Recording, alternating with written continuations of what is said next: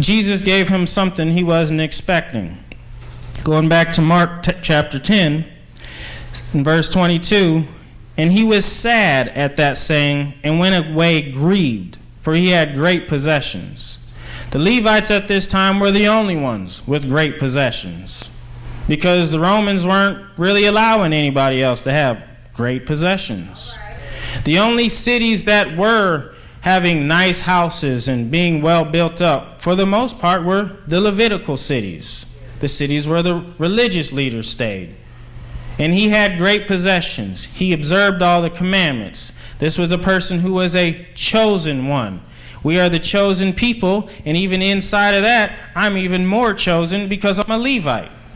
We can come to church with good bloodlines. We can come to church, my dad, my granddad, my great-granddad were all saved. It doesn't matter. You know, people go in the military. I'm a fifth-generation Navy SEAL. They don't treat you any different. You can't pass the test. We don't care. But only when we come to God, we expect that stuff to be overlooked. We expect special treatment because I've done this and I've done that. But the struggle is real. Jesus identified, this is your struggle. How many other times in any scriptures did Jesus tell somebody to give away all they had? Never. He didn't tell Peter and get rid of all you have. He didn't say sell everything you have to Matthew. Matthew was still allowed to collect taxes. Judas was still allowed to be a thief. Peter was still allowed to be a fisherman. But you know what? Those weren't their struggles. Peter had a different struggle, a false confidence, being too loud in situations where you need to sit down and shut up, being somebody who wanted to boast about what he was, but when the pressure came, you want to back down. That was Peter's struggle.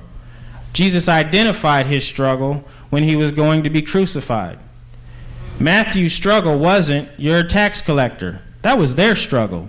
It wasn't Matthew's struggle. Matthew didn't have a struggle with it. He was living well within his rights. Jesus didn't identify him. Well, I know they hate you because you're a tax collector, so forsake that and follow me. That's not what he told him. He allowed him to keep his occupation because it wasn't his struggle. When Jesus told the rich young ruler, forsake all you have, it's because that's what I identify with you is your issue. That's what I identify with everything you've kept, everything you've done, all the good in your life. Can you give up that? And he went away sorrowful. Many times in your life, you get to a point to where, man, look where I came from, or man, I'm better than them, or I've really made something of myself. And we lose sight of what's the struggle. And then it comes and it bites you. We look at someone like Philip Seymour Hoffman. His struggle was heroin. 20 years went fine until one day he wasn't, and he had OD'd on it. Was doing great, one of the best actors of our time. He had this, he had that, he had kids, he had a nice house, everybody spoke well of him, but he couldn't overcome his struggle. And in this instance right here, Jesus didn't call him a bad man. He didn't call him a sinner. He didn't say, depart from me. He let him go sorrowfully. You can be doing almost everything right, but you still have a struggle, and your struggle is real. You have to identify that and make it better. Now, one other thing that a lot of people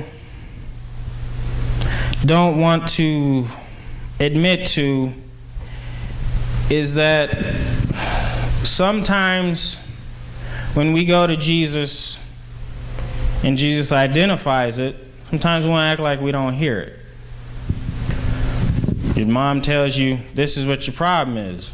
We act like we don't want to hear it.